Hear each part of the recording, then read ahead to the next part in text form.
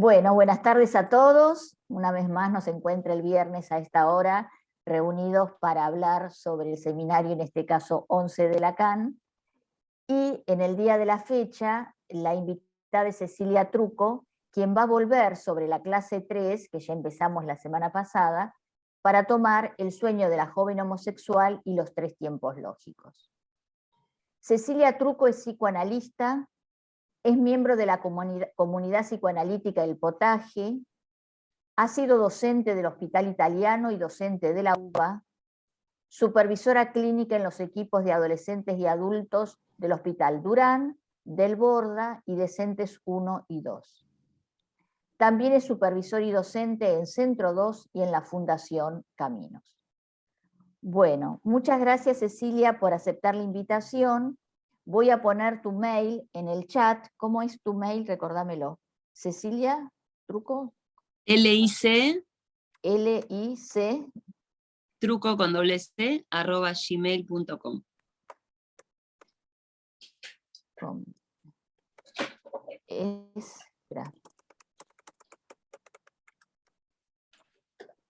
Ahí les puse el mail de Cecilia para que las preguntas o comentarios o cosas que quieran decirle, esperen que no puedo hacer 2 cosas al mismo tiempo. Ahí está. Le puedan escribir. Bueno, Cecilia, Debbie va a subir la grabación, el lunes la subís, Debbie, ¿verdad? Sí, sí. Bueno, y después pone el link y al final volví a poner el link para que la gente acceda a las grabaciones del seminario. Bueno, gracias Cecilia, me muteo y todo tu espacio es para vos. Bueno, muchas gracias Estela por la presentación, gracias también a Patricia Andra, gracias a Debbie por la ayuda técnica y esas cuestiones. Bueno, y buenas tardes a todos. Vamos a trabajar una articulación que aparece al final del capítulo El sujeto de la certeza, del seminario 11, esta sesión que se llama El sujeto de la certeza es especialmente interesante y se desdobló para que se hable en 2 oportunidades de su contenido. Me parece muy propicio hacerlo así, porque en esta primera parte del seminario 11 está Lacan volviendo a cuestiones de Freud, pero con una articulación novedosa, digamos, que le da un poco más de formalidad al estatuto del inconsciente. Recordemos entonces que este seminario trabaja los conceptos fundamentales, y esta primera parte es una especie también de preparación. Ya dijimos sobre una revisión en esta sesión atinente al caso de la joven homosexual, y es una preparación para lo que va a trabajar en la segunda parte de forma tan interesante y novedosa Lacan, que es respecto de la mirada y una esquicia muy particular que se produce en la experiencia analítica a nivel del ojo y la mirada. Entonces, teniendo en cuenta ese horizonte, esa perspectiva, de poder llegar a esa esquicia, cuestión que en los análisis freudianos o en la obra freudiana no llega a formalizarse de este modo, en que lo va a hacer Lacan, teniendo en cuenta esto en el horizonte, este trayecto de la esquicia entre el ojo y la mirada, vamos a partir de un punto que también tiene que ver con eso, y que en los escritos Lacan desarrolla, en un escrito que hoy no lo vamos a tomar, pero está mencionado, Lacan habla de 3 tiempos lógicos, ¿no? 3 tiempos lógicos que nos van a dar la idea de cómo se articula el inconsciente con el tiempo.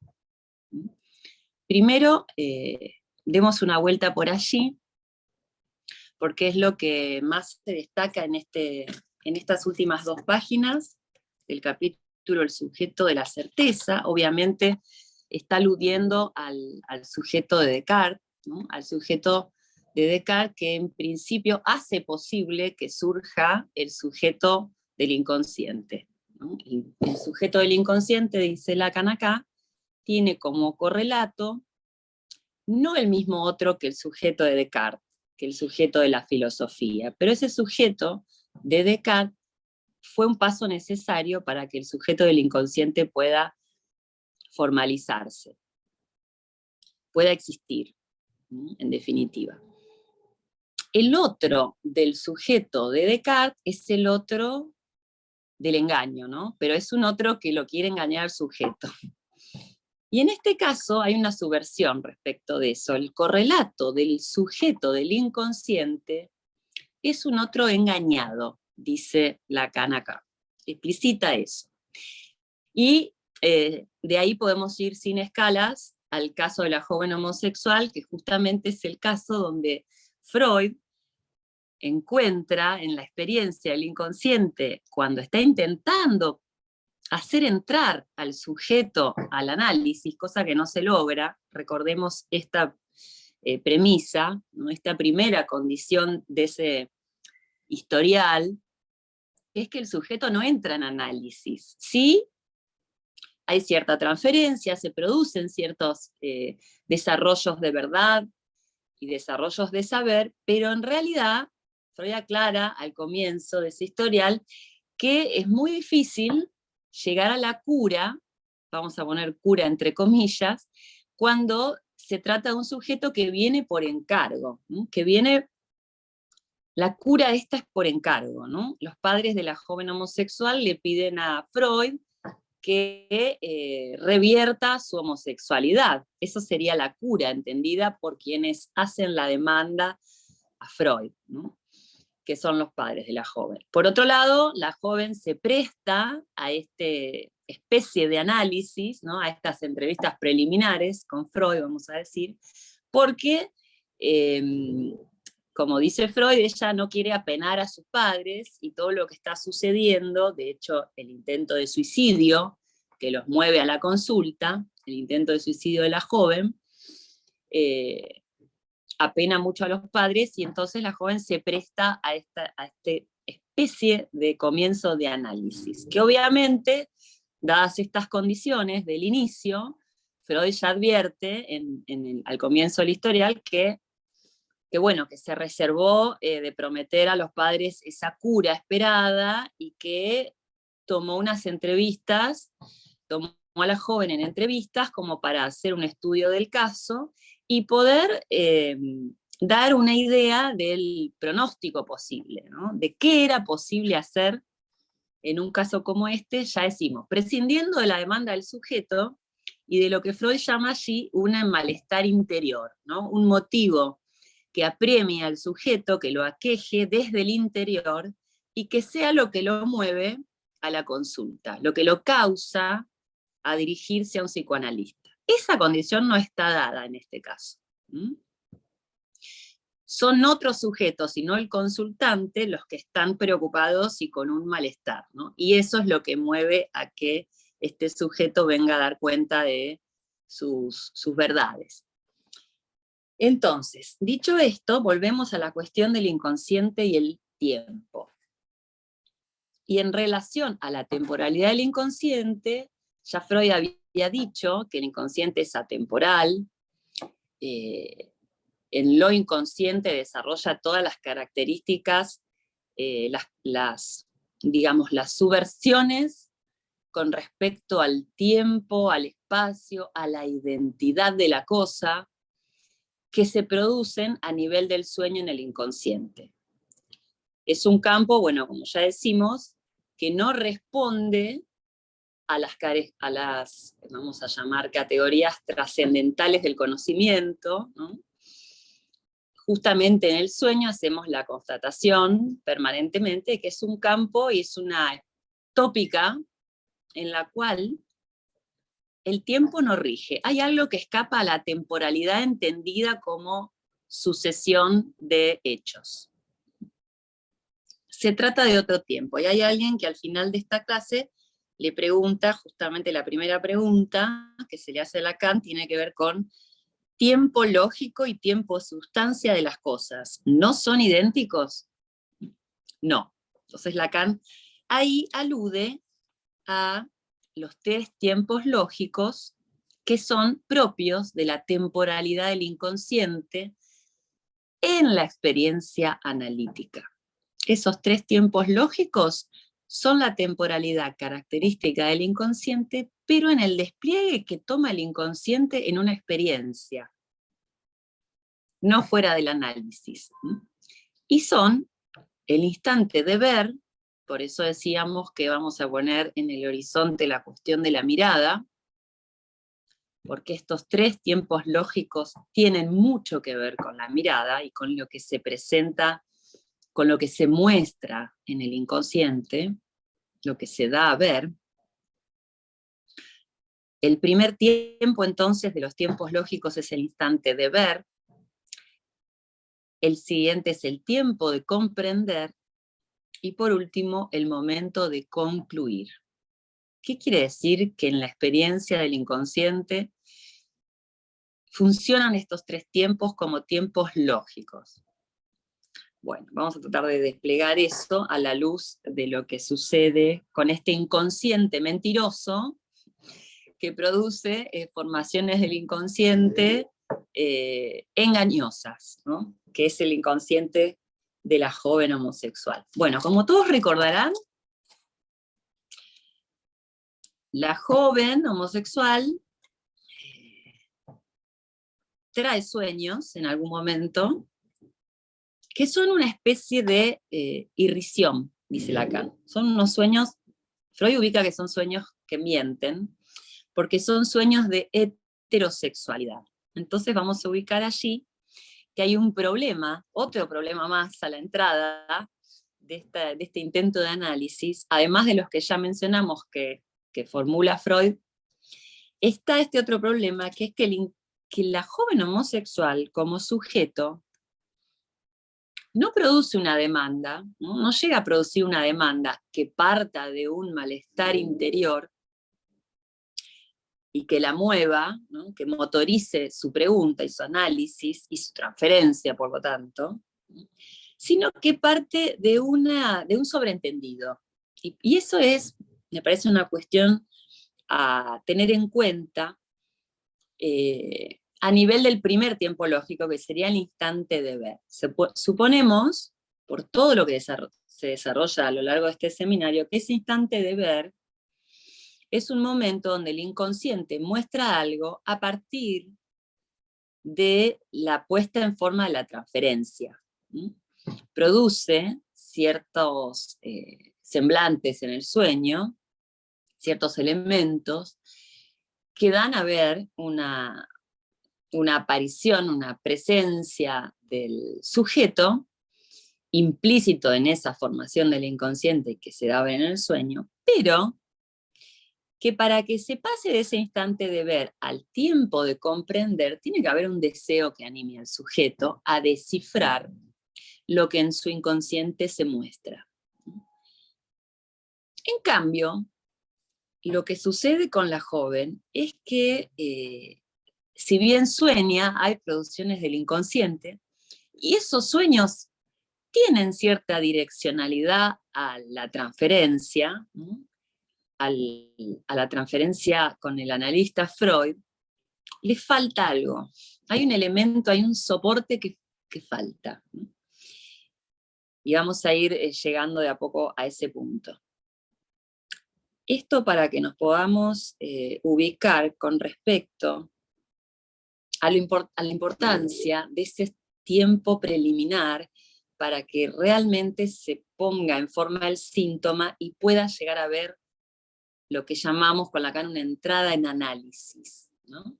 Es decir, que el síntoma se dirija, mediante la pregunta, mediante el enigma, a un deseo, que llamamos con el seminario 11 deseo del analista, y que ese deseo vehiculice el análisis del síntoma. Es decir, hay condiciones topológicas y éticas que precisa ese deseo del analista cumplir para que el síntoma se pueda dirigir hacia un otro, que vamos a decir es un otro que, si bien resulta engañado por el inconsciente del sujeto, tiene que dar muestras de que no demasiado, de que no va a ser demasiado engañado, dice así Lacan en esta clase. Entonces, volviendo a los sueños que forma, que produce la joven, son sueños que ya suponen, del lado de Freud, que Freud tiene el deseo de curarla de la homosexualidad. Ese es el traspié, vamos a decir. El traspié en esta transferencia, que está dado no por la posición de Freud, que ya de entrada está advertido de que esto muy lejos no va a poder llegar, pero sí le interesa ubicar las coordenadas de la homosexualidad femenina, como se dan en este caso en particular, sí le interesa investigar, como lo llama ahí, las condiciones somáticas, las condiciones parentales inclusive, de por qué se produce esta fijación libidinal particular. Y es entonces cuando esta paciente, decimos forzando un poco las cosas, produce estos sueños que son dirigidos a Freud y que parecen rezar la siguiente enunciación. Usted quiere que me gusten los hombres, pues tendrá todos los sueños de amor por los hombres que quiera. Es como si el subtexto de los sueños que la joven le trae a Freud en análisis dicen eso. Y ahí es un punto donde el sujeto no llega a subvertirse. Es un punto podemos decir, de resistencia, de no complacencia, de tensión de la transferencia, de cierre del inconsciente. Estas son las maneras en las que Lacan está formulando los tropiezos propios del inconsciente, ¿no? Y tratando de reformular la entrada en análisis para que los tropiezos puedan desplazarse y pueda proseguir el trabajo de elucidación de la cura. Entonces, hay un punto que es lo que transforma el análisis, los topes del análisis freudiano en causas nuevas que relanzan el análisis lacaniano, y que tiene que ver con la decepción. Es decir, por un lado está la decepción de Freud, con este caso donde se encuentra con que el inconsciente puede mentir, y eso comportó un problema del lado del analista Freud, que está tratado en muchos seminarios de Lacan.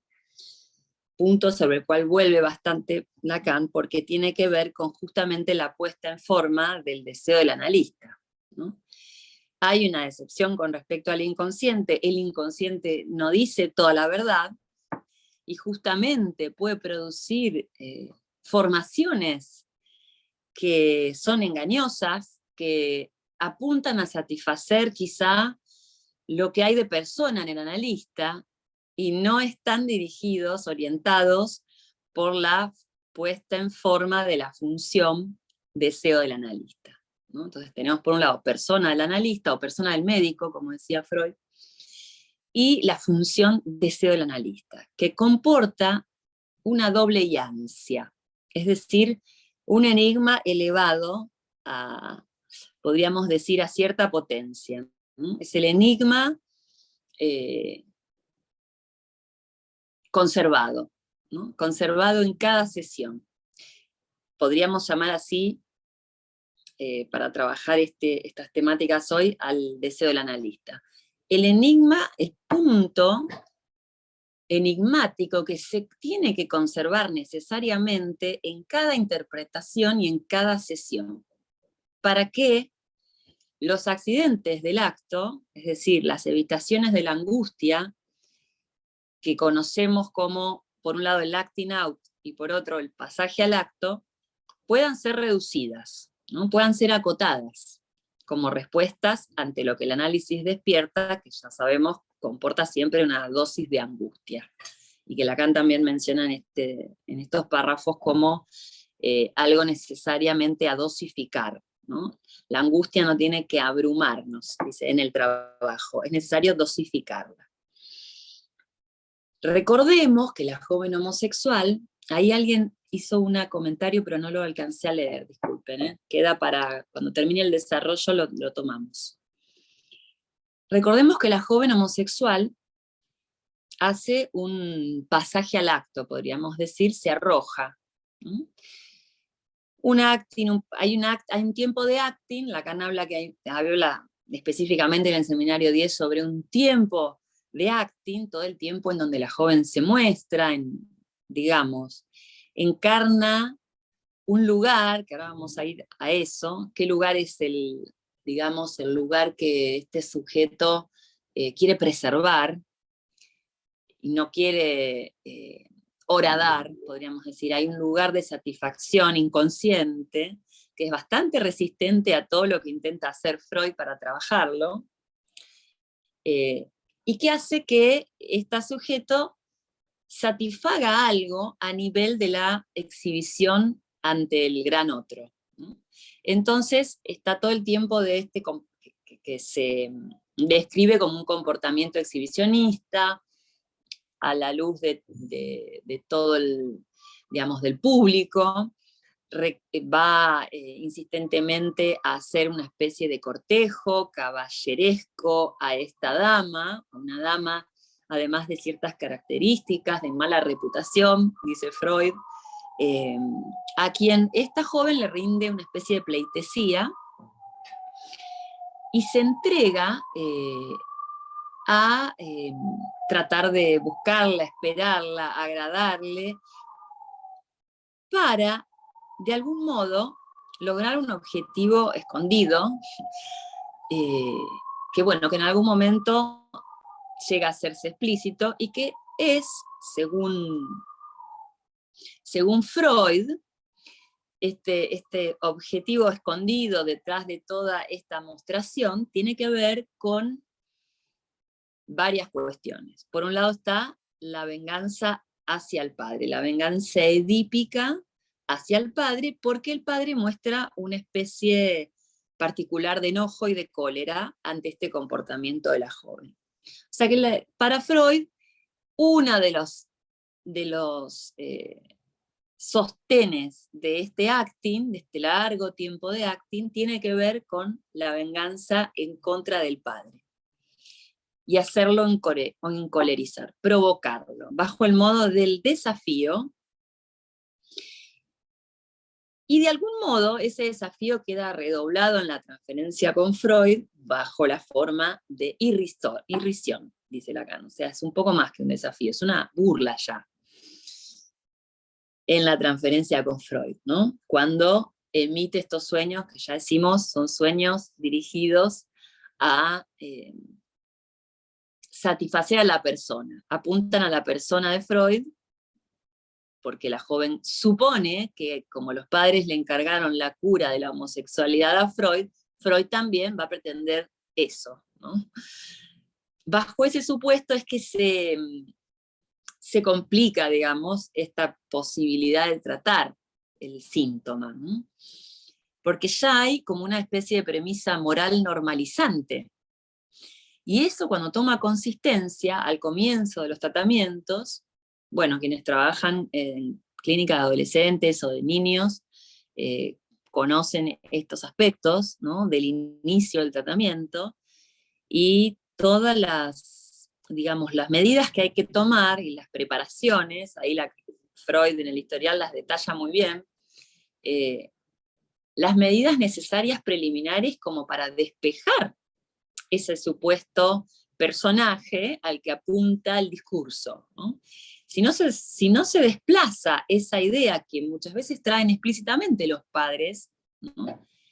O cuando el tratamiento comienza a pedido de la escuela, del colegio, del niño, porque hay una anomalía en su comportamiento, porque hay justamente un comportamiento desafiante, o algo que angustia o afecta a otros, el analista, para llegar a algún puerto, digamos, por lo menos a una primera conclusión, a un primer trayecto en el cual los tres tiempos lógicos se articulan, necesariamente se tienen que articular, tiene que despejar explícitamente cuál es el horizonte de la cura, para que el sujeto a partir de ahí produzca significantes, ¿no? Empiece a traer, a través de su sueño y de sus formaciones del inconsciente, no burlas e irrisiones, porque eso siempre va a ser burlado, cada vez que se formule un objetivo normalizante y moralizante como premisa de la cura, al sujeto no le queda otra para preservar su espacio deseante que apuntar a destituir eso. O sea, en eso el caso de la joven homosexual es paradigmático, porque es una clave, digamos, del deseo humano, poder ubicar que si al deseo se lo quiere normalizar, el deseo va a ser su insurrección. La insurrección del objeto A de la que habla Lacan en el Seminario de la Angustia, ¿no? Que ya, bueno, a esta altura está bastante trabajado, cuando comienza con la esquicia, ¿no? Pero bueno, la cuestión ahí fundamental es que el analista entonces demuestra de que lo que está en función es un deseo enigmático de su lado, ¿no? El deseo analista, en ese sentido, aporta una espacialidad y una temporalidad que no cabría jamás en una cura que parta de algún objetivo concreto, ideal, moralizante, normalizante. Entonces, a partir de allí, de que el analista pueda explicitar este inicio, se puede empezar a constituir el otro de la transferencia, que es un otro con mayúsculas, no un otro que puede ser desafiado en el plano de la confrontación especular, que es la propia del desafío, ¿no? Un otro que comporta una fundamental asimetría con respecto al sujeto, y que, como sitio de la palabra, es lo suficientemente amplio como para albergar todas las paradojas que comporta la búsqueda del deseo que se produce en el despliegue de una cura.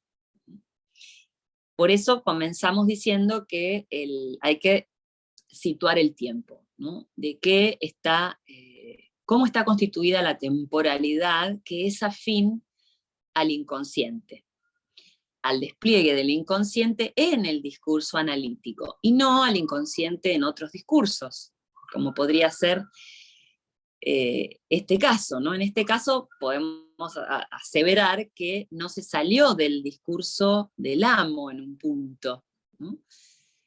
Quedó muy vigente la cuestión del amo, es decir, el pedido de un resultado, ¿no? Que en eso, bueno, Freud en ningún momento se engañó con eso, pero sí está muy pregnante en el historial, y en ese sentido no se llegó a hacer el giro como para que del discurso amo se pueda pasar al discurso histérico, y con otro cuarto de giro al discurso analítico. Entonces, pero sí se pudo situar alguna cuestión muy propia de la histeria, que tiene que ver con, por un lado, prestarse a la división y prestarse a la, podríamos decir, a la dialéctica del deseo. Por eso llega hasta un cierto punto, el material es interesante en ese sentido, muestra una llegada del análisis hasta cierto punto donde el deseo entra en una dialéctica subversiva, vamos a decir.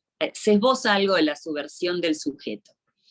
Y Lacan a eso lo llama a esta altura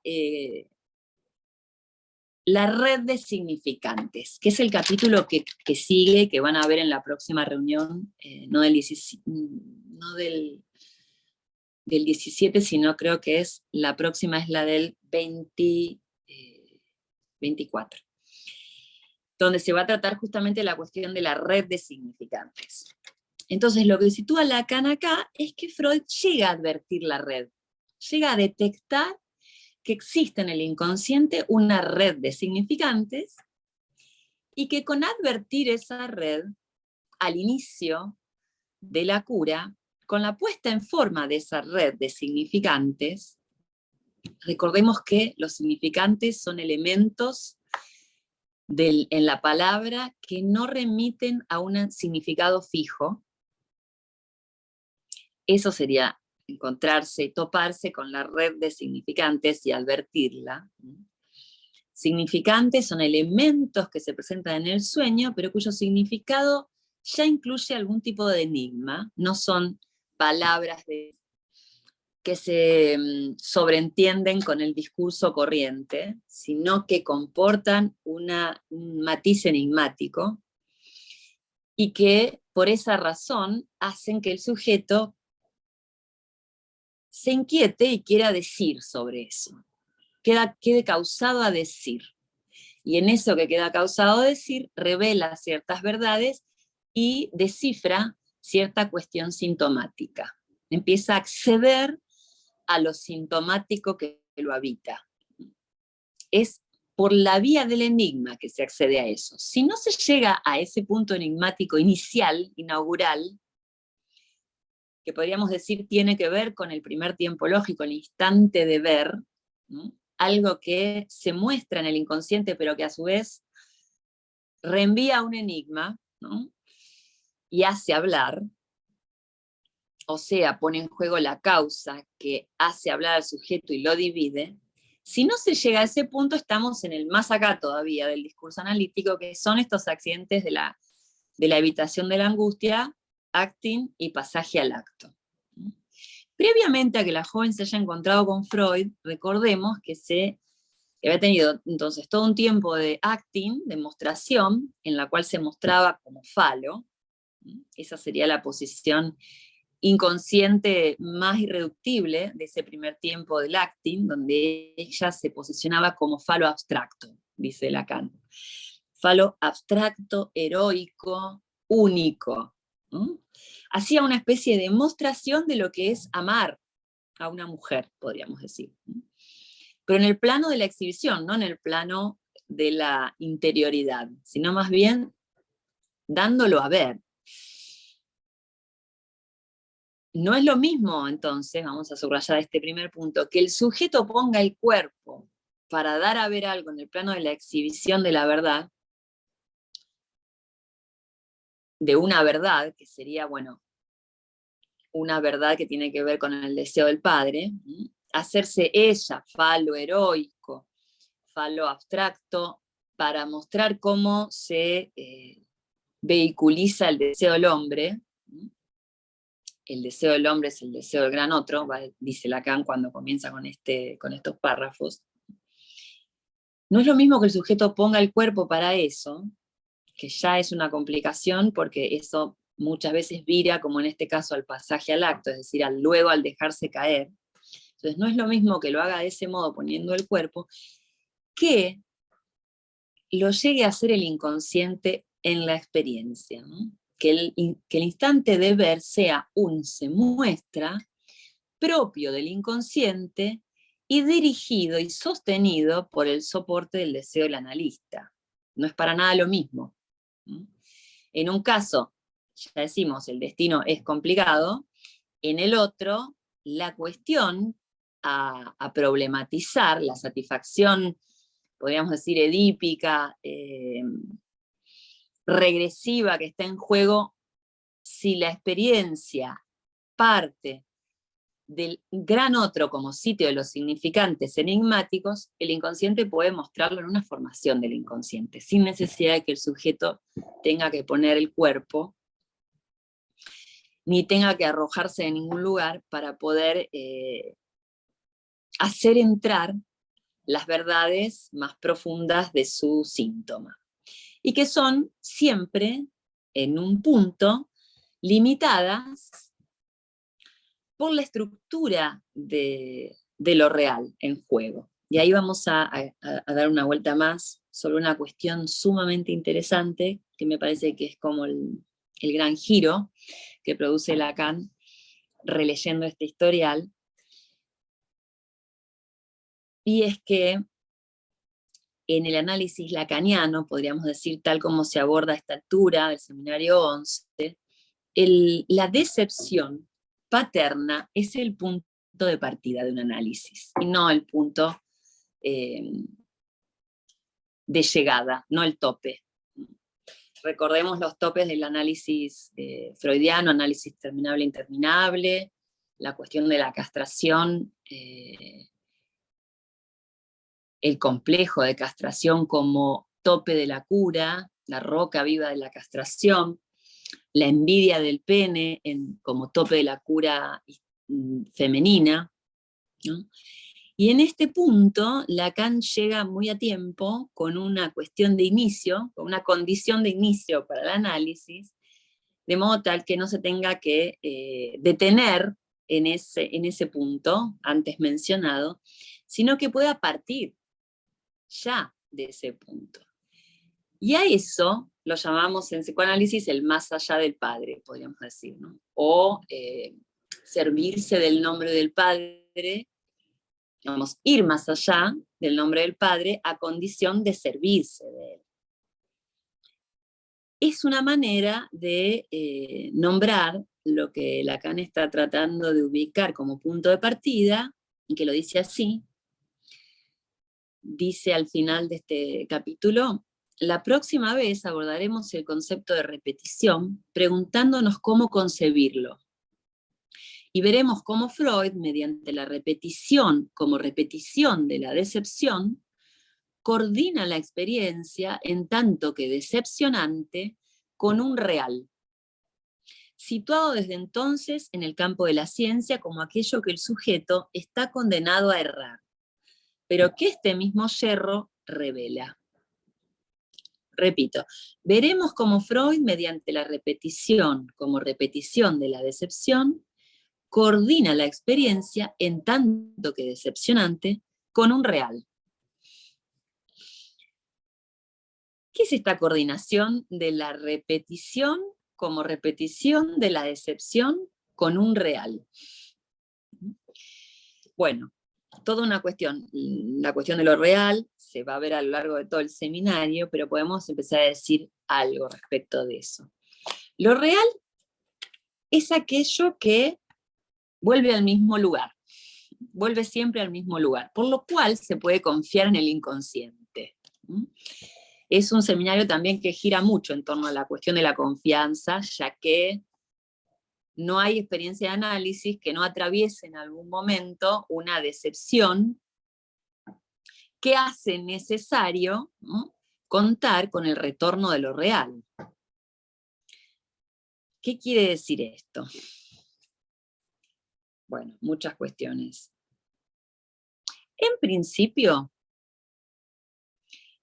justamente tomando este ejemplo para ilustrar todas estas cosas con el ejemplo que nos ocupa, el de la joven homosexual, podemos decir que la joven homosexual es un sujeto con una posición especialmente decepcionada respecto del padre y respecto de la madre. Si recuerdan todas las cuestiones que ubica Freud respecto de las características de esta madre, una feminidad todavía no, digamos, muy en pie, donde la madre no se priva, dice Freud, de poner en juego su seducción, donde al parecer se satisface con que la hija no revista para ella ningún tipo de competencia en las cuestiones de la feminidad. Bueno, todas cosas que va señalando Freud con su fino ojo clínico, digamos, y que hacen, que va configurando toda una constelación, dice Freud, que hace que este joven sujeto haya tenido que resignar de plano toda su feminidad, todo su interés narcisista femenino. Es decir, la feminidad en su costado narcisístico está como dejada caer. Y este también va a ser el destino en el pasaje al acto, ¿no? Apenas se encuentra en todo su acting con la mirada de rechazo del padre, se deja caer ella misma, se arroja a las vías del tren metropolitano. No sin ubicar ahí que ese arrojarse está predeterminado por la red de los significantes, porque tiene que ver con un valor metafórico que tiene el Niederkommen, que significa tanto caer como arrojarse, como parir, dice Freud. Caer y parir tienen un significado equivalente. Esto, bueno, motivo de otra sesión para trabajarlo en otro encuentro, pero destaquemos esta predeterminación del significante en el pasaje al acto.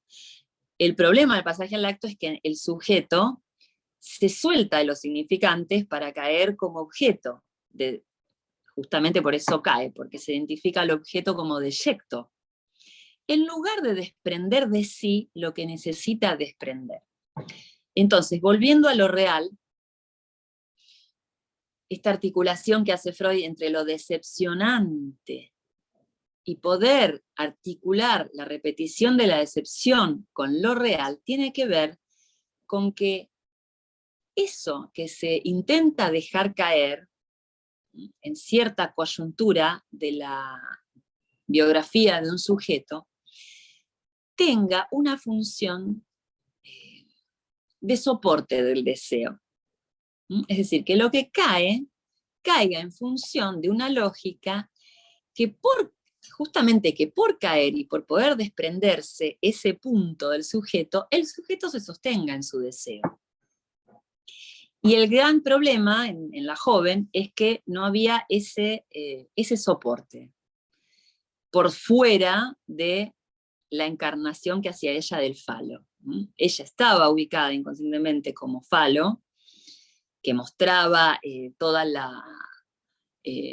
digamos, la cara del amado, ¿no? Demostraba de alguna manera hacia una mostración de lo que es el objeto de deseo como la amada, ¿no? Y hacía una especie de demostración de lo que sería el lugar del amante, ¿no? Encarnaba ese falo dedicado y consagrado a la mirada del otro. Justamente ahí hay un punto también importante, porque la mirada ahí no está atravesada por la esquicia, ¿no? Esta función de la mirada en el acting no es verdaderamente función, porque no se trata de una mirada atravesada por la esquicia entre el ojo y la mirada, sino más bien es el campo de la exhibición.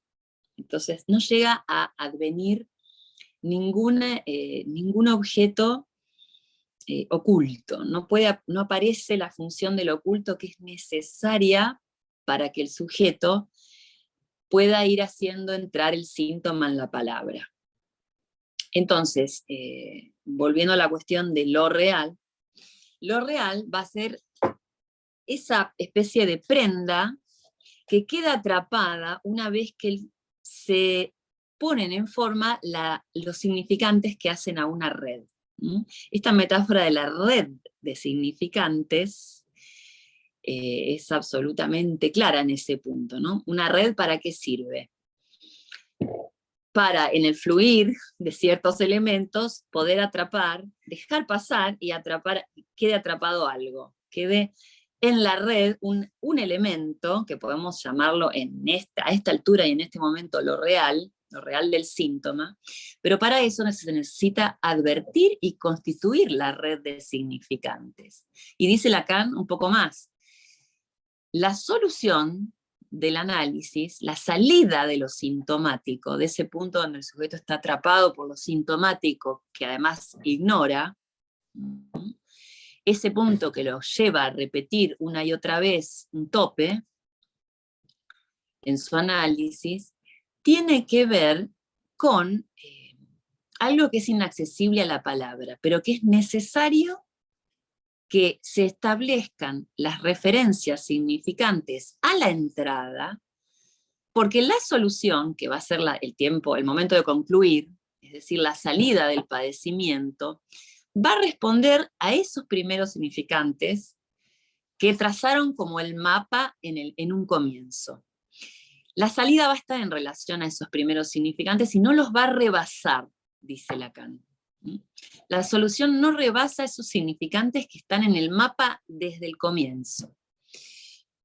Ahora bien, esto es una idea de la cura que por supuesto responde al seminario 11.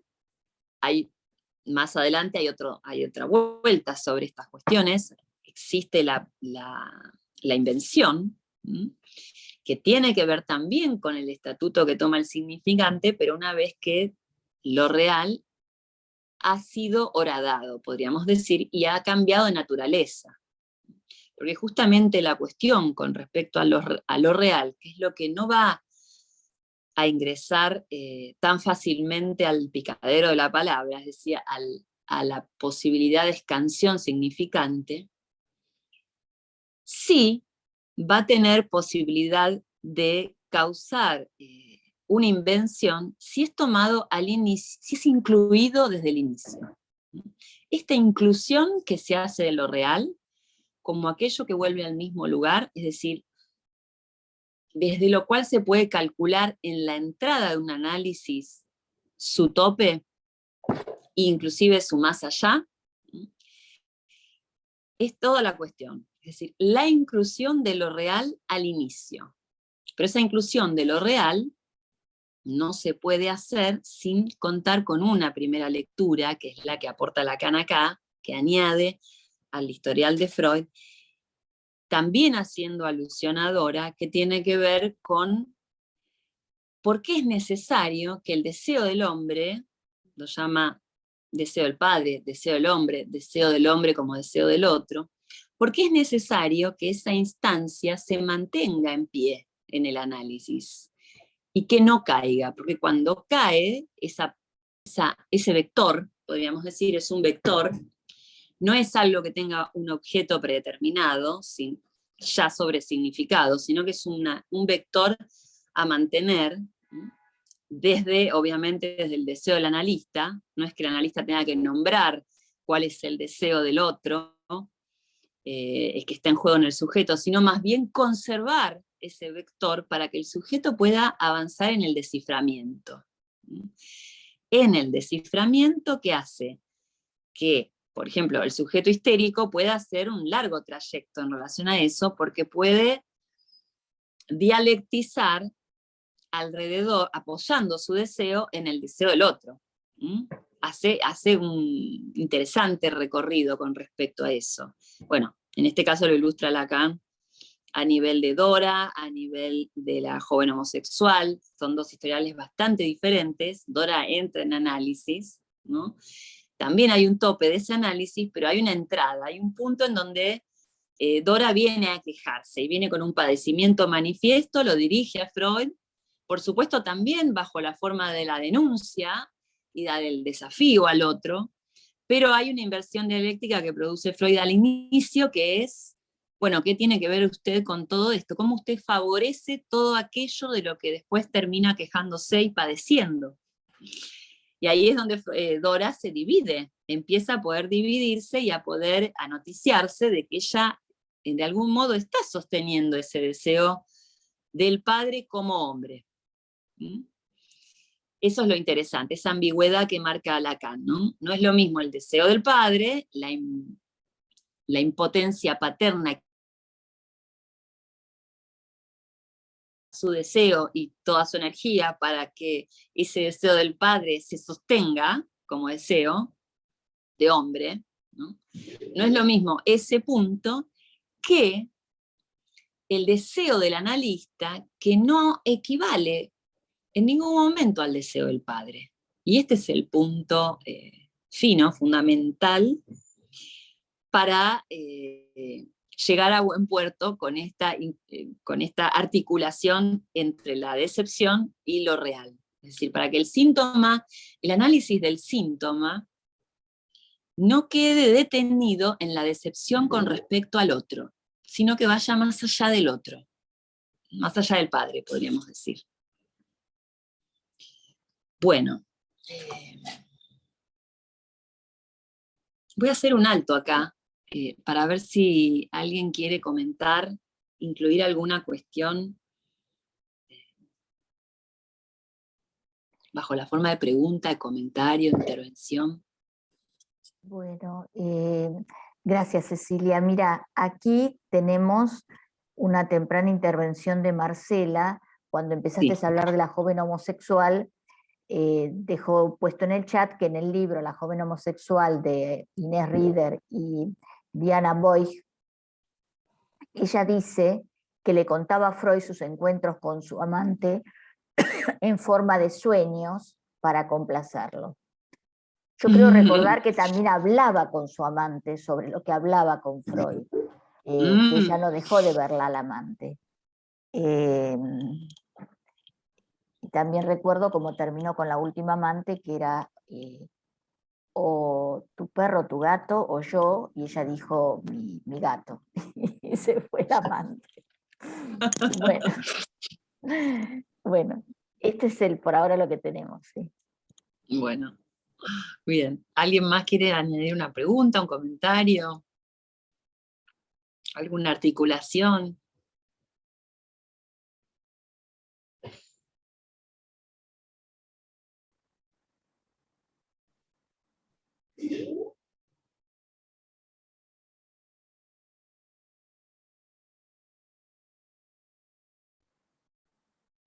Esperamos un poquito a ver quién Sí. hace algún comentario. Ahora estoy corroborando, me acaba de hablar Graciela Steinberg, que me preguntó si el chat está deshabilitado, pero yo creo que no debería. Habilitala, Graciela, para que pueda hablar, si sos tan amable. Dale. Graciela es una de las disertantes en este seminario. Ahí le mandé. No me acuerdo cuándo, pero en algún momento ella habla. No, hola. Mi intervención, hola, ¿qué tal?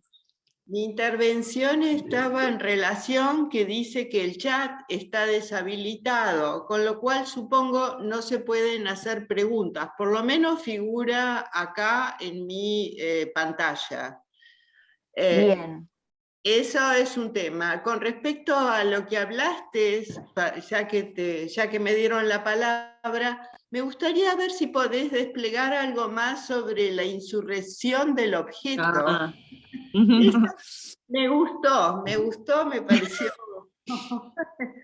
Pero, y bueno, y que el chat se habilite, porque si no, no hay preguntas.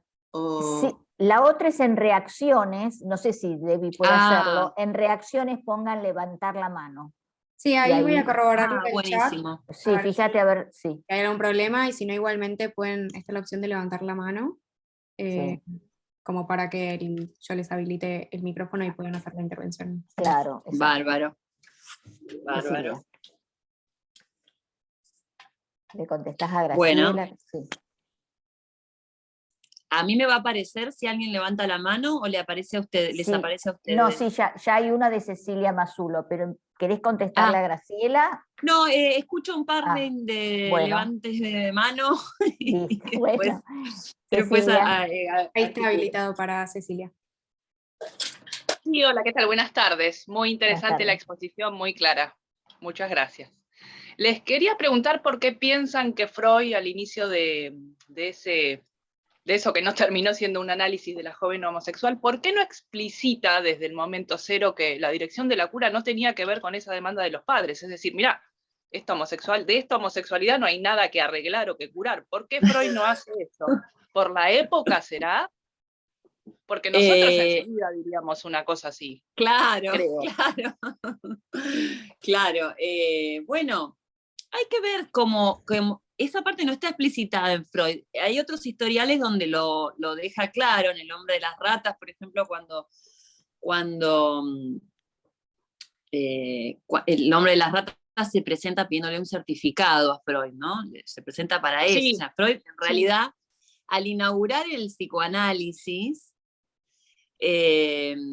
claro, las demandas tuvo que poner en forma la demanda, porque en realidad lo que se le pedía era todo tipo de cosas como estas, logros terapéuticos, y que al día de hoy en realidad son muchas veces las formas que toma la entrada en el dispositivo, ¿no? A través de un pedido de algo que no es una demanda de análisis, sino un pedido de algo.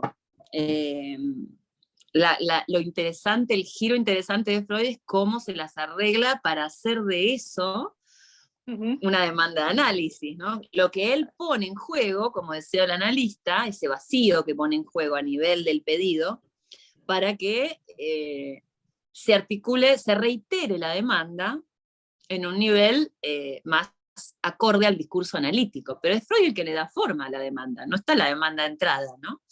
Y acá en este caso, claro, Freud dice, no está claro si le dice a la joven homosexual que no la intenta curar de eso, no está para nada claro. Y probablemente... Porque si no, no le traía esos sueños, ¿viste? Claro. Capaz que era un fantasma de la propia consultante. Exacto, exactamente. ¿Cómo hacer para trazar esa barra, ¿no? ¿Cómo hacer operar la barra? La barra que en Lacan más adelante se va a llamar la barra que tacha a la mujer como lugar de la verdad, ¿no? Y que hace justamente aparecer la significancia en el análisis, es decir, todo lo que hemos desarrollado a nivel del significante y su relación con el objeto, ¿no? Justamente después en la red de significantes, Lacan habla de la significancia. No, en Tiquet y Automatón habla de la significancia. Cuando articula toda la simbolización de repetición en análisis, como es la forma que toma la repetición simbolizada en análisis, o sea, estando operativo el deseo del analista. Pero volviendo a la cuestión de este comienzo, cómo es que Freud no le aclara eso a la joven homosexual, y bueno, probablemente coincido. Lo más probable es que en la época estas cuestiones... Comienza el historial diciendo que la homosexualidad femenina no era objeto de una pena, pero la masculina sí, era penable legalmente. Entonces, hay demasiada distancia, digamos, en relación a la época como para que pudiéramos esperar de Freud esa aclaración, pero en su transmisión está claro que ese no iba a ser el objetivo, aunque hay un par de páginas donde él va redondeando la idea de que, bueno, de que se ha intentado curar, ¿no? Revertir la inversión. O sea, Freud habla de inversión, ¿no? Con respecto a la elección homosexual de objeto. Entonces, sí, en ese sentido no tenemos mucho para abrevar, ¿no? De esa época del psicoanálisis, pero sí, si corremos y desplazamos ese prejuicio de la época en donde se suponía que había que curar la homosexualidad o que la elección de objeto homosexual comportaba un problema, etc. Si desplazamos esa cuestión, empiezan a quedar claros algunos ejes que hasta el día de hoy sí son muy importantes a tener en cuenta y que tienen que ver con la cura y no con los prejuicios, y que es la articulación entre la verdad, el sujeto dividido, su producción onírica, digamos, su inconsciente puesto en juego, y la dificultad para acceder al deseo e ir más allá de su apostura en el deseo del otro. Eso me parece que es un impas que todavía lleva mucho trabajo que no detenga los análisis, ¿no? Y que no detenga la marcha del análisis. Y creo que en ese sentido, la insurrección del objeto, como, bueno, ahí hay más intervenciones, ahora las escuchamos, las leemos. En ese sentido, en el sentido en el que el objeto causa de deseo es una función que en algún momento del análisis atraviesa lo que hasta un momento lo sostuvo, que es el deseo del otro, o lo que acá en estos historiales se llama el deseo del hombre, es el deseo del gran otro, o el deseo del padre como sostén del deseo de la histérica. Ese punto en el que el deseo del sujeto necesita la apoyatura del deseo del otro para subsistir, es el punto más complejo, y me parece que todo el seminario gira en torno a eso, a la posibilidad de crear un soporte adecuado para que ese objeto, tan poco respetado por el otro del sujeto, por el otro previo, el otro primordial, digamos, el otro infantil, el otro de la infancia, tan poco respetado, tan poco cuidado, preservado ese espacio, pueda subsistir y pueda tomar dimensión en la experiencia. E inclusive no solo eso, sino que pueda ser la nueva referencia del sujeto respecto de su posición deseante.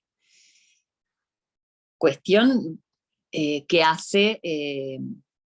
nos hace volver sobre los accidentes del análisis cuando se llega a ese punto, ¿no? Ahí es donde se producen muchos fenómenos, que ya son, como dice en el seminario 8 Lacan, producciones dirigidas al deseo del analista, ¿no? Son producciones del inconsciente que se apoyan ya en esta topología del deseo del analista para poder ir más allá del tope parental, vamos a decir, o paterno. O lo que en una época del psicoanálisis se llamó matar al padre, o atravesar al padre. ¿Cómo se hace eso si no es a través de hacerle lugar a la forma que toma ese objeto causa de deseo innominado, innominable, difícil de identificar y de sobresignificar, que es la insurrección del objeto? El objeto A hace una insurrección en cierto momento, y no es un término menor el de la insurrección, ni tampoco el de la subversión del sujeto, ¿no? Son términos que hablan de una transformación bastante profunda respecto de lo que al comienzo de la cura se puede creer que va a ser la cura.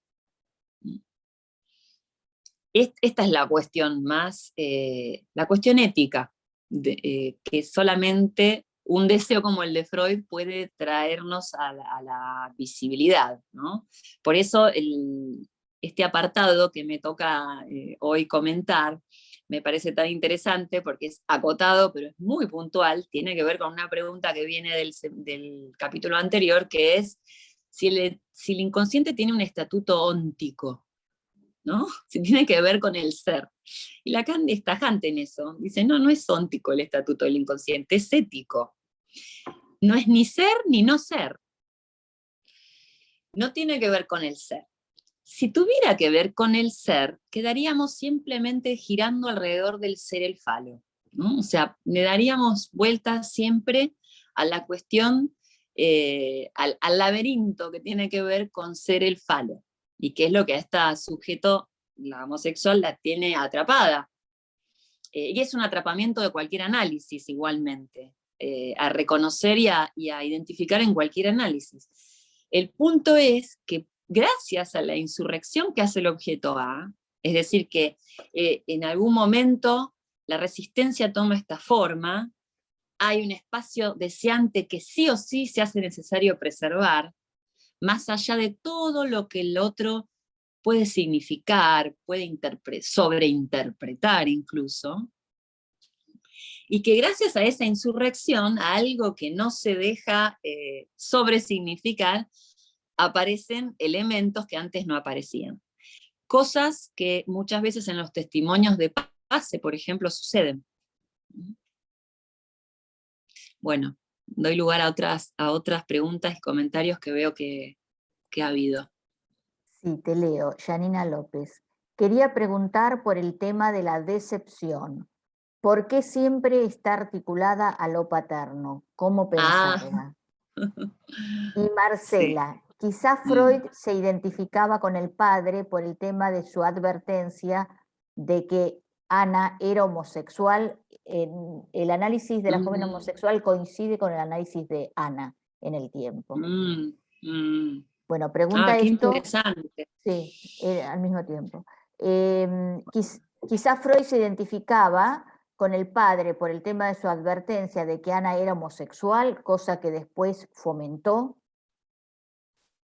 Y Irina, en el trabajo con adolescentes, ¿cómo poner tope al deseo de la madre, que es quien paga el tratamiento? ¡Qué cuestión! Y Carlos Cáceres, ¿cómo incluir lo real desde el inicio? No me queda claro este concepto a qué hace referencia. Si lo real, además de ser lo que retorna al mismo lugar, también Lacan lo define como lo imposible. Bueno, tenés para hablar un buen rato. Sí, qué interesantes cuestiones. Bueno, incluir lo real justamente, ¿no? Como lo que retorna siempre al mismo lugar sería el cálculo que hace el analista. Y Freud en este historial muestra un cálculo, ¿no? Ubica que no va a poder curar eso, porque ese no es, justamente no es, está mal leído el síntoma, ¿no? Se espera un logro, una normalización, pero no se tiene en cuenta el síntoma y todos los vericuetos que eso tiene que recorrer en un análisis. Entonces, él puede hacer el cálculo de que lo real, como lo que vuelve al mismo lugar, va a permanecer. Si en el origen edípico de la joven se produjo esta modalidad de desafío al padre como modo de sostenimiento del deseo, eso va a ser irreductible, y sobre todo si el sujeto no tiene un malestar, no trae al análisis un padecimiento a raíz de esa colocación libidinal. Ahora, lo real como imposible es el punto de partida del análisis, ¿no? Lo real como lo imposible es, por ejemplo, en este nivel, para tomar a la joven y para tomar, que también está vigente en la joven, el deseo de un hijo del padre, ¿no? El deseo de hijo edípico con respecto al padre tiene que ver con una de las excepciones que dio lugar al estallido, porque Freud ubica en la joven que hay muchas vías por las cuales se pudo haber reforzado esta colocación libidinal. Pero hay una que la ubica en la isla, que es el momento en que la madre tiene al último hijo, donde la joven tiene ya 16 años, y ahí es donde está ya la cuestión, como que no le queda margen a la joven, y ahí empieza con todo el acting, lo más florido, ¿no?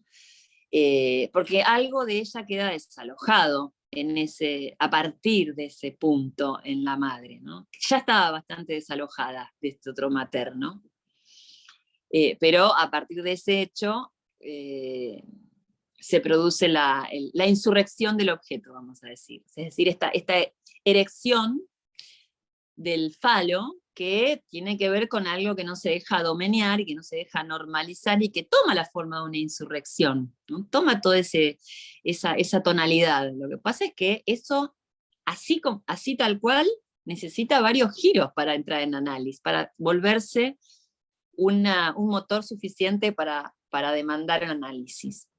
Ahora, lo real como imposible tiene que ver, en estos casos que estamos viendo, que tienen que ver con el Edipo femenino, tienen que ver con que hay un objeto de duelo para el sujeto femenino que ha pasado por el Edipo, y que es el don del padre.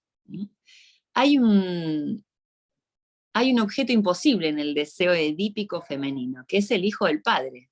Ese es un objeto que además tiene un trayecto, una prehistoria, con respecto al Edipo de la niña en relación a su madre. O sea, primero hay un tiempo en donde la niña espera algo de la madre que toma la forma del falo, se supone que espera el falo de la madre, y que ante esa primera decepción, cuando entra en relación a la diferencia sexual y al falo como faltante, tomémoslo todo esto en su cara más metafórica, por supuesto, pero cuando entra en registro y se noticia de que ese falo nunca va a llegar, porque el sujeto madre no es fálico, aunque lo parezca, y aunque la idea de que es fálico se mantenga en el inconsciente de por vida, cuando el sujeto contrasta con que ese objeto de deseo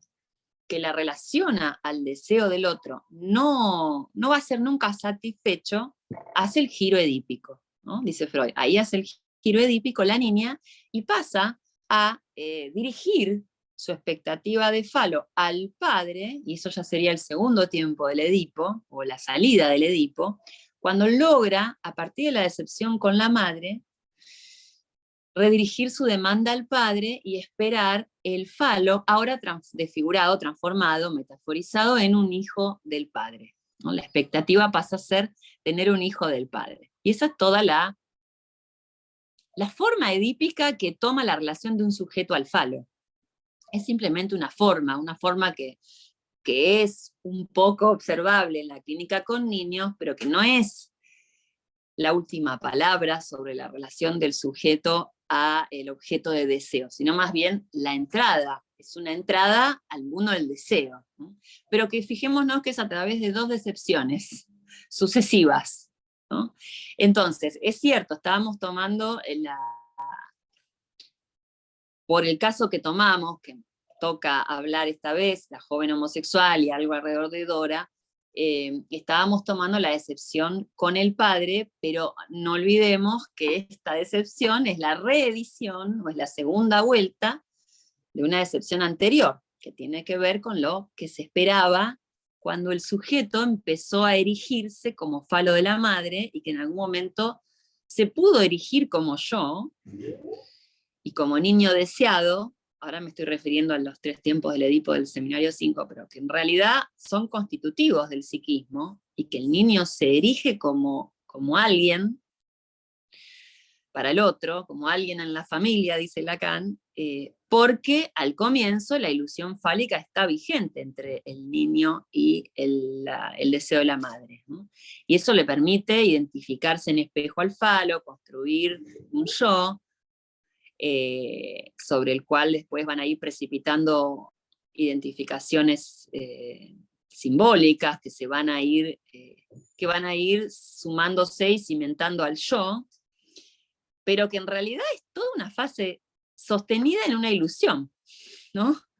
Y que después tiene que caer para poder metaforizar y jugar una segunda partida, metaforizar el falo de la madre en otra cosa, a partir de la decepción de que la madre es afálica, y poder jugar la segunda partida, que es, bueno, ahora transformar eso que fue el deseo de falo en deseo de otra cosa, pero que también va a estar dirigido todavía a los objetos edípicos, es decir, al padre.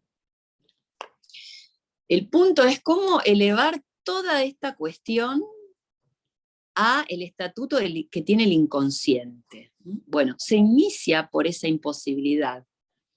Por eso que en el Edipo no está terminado de duelar, siempre queda algún resto, alguna expectativa de que la madre todavía puede llegar a ser omnipotente y puede llegar a ser fálica, y de que el padre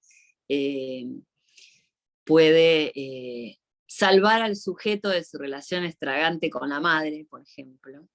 Otra forma que toma este segundo tiempo de esta salida del Edipo, y por eso se vuelve tan profundo el análisis, la necesidad de análisis de esa decepción con el padre, porque ya trae un precedente, ¿no? Y tiene una intensidad especial justamente por ese tiempo precedente que se jugó con la madre.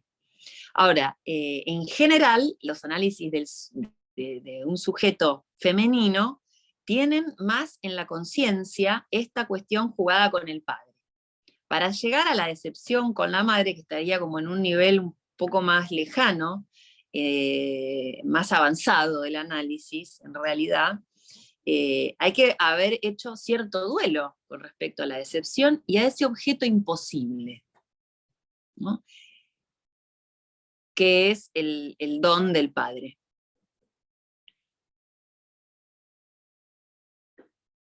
Y sobre todo que a partir de ese duelo es posible sostener un deseo de otra cosa, un deseo no incestuoso, no endogámico, digamos, un deseo por fuera de los deseos que el Edipo instiló en el sujeto, un deseo que va más allá, que tiene un alcance mucho más exterior, y que lo dejo planteado para el que quiera volver al historial de Dora, es lo que esboza Dora al final de su análisis, ¿no? Toda esa extranjeridad con respecto a su padre, toda esa espacialidad que se abre cuando Dora empieza a soñar con estar por fuera de la égida paterna, que no es un punto nada sencillo en el análisis, ¿no?